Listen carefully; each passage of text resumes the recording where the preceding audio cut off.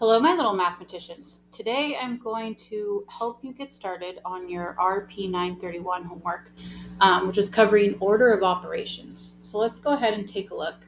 I'm going to do number 4 and 5 with you. So first off, I always make sure that near me I have PEMDAS written, and I kind of just go in order of those steps.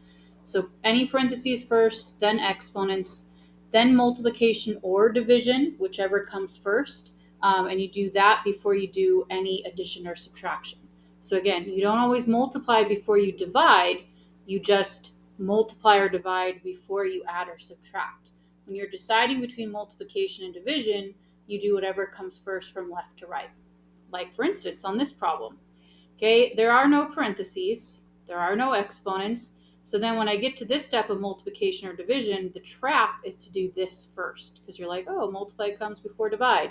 But no, when deciding between those two, you do whatever comes first from left to right. So I'm going to do this first.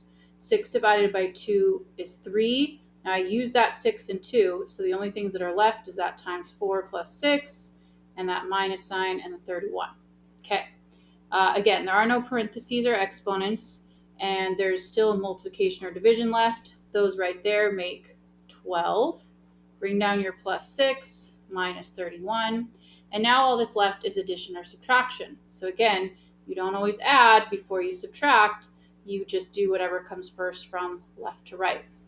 So when you do this, you have 31 minus 12, which if you work that out, okay, 11 minus 2 is 9, 2 minus 1 is 1, so 31 minus 12 is 19. And then bring down your plus 6.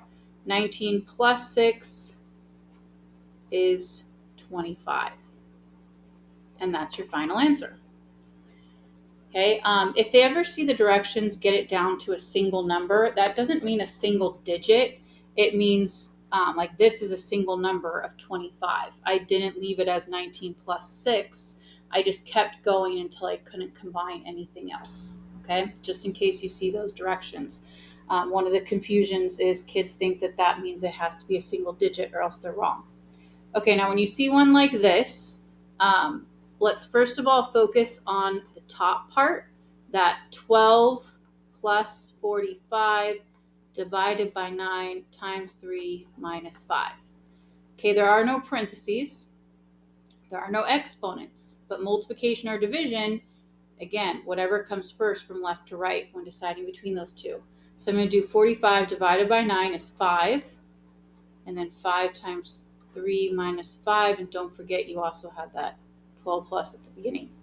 Okay, so the 45 and 9 got combined to get this 5.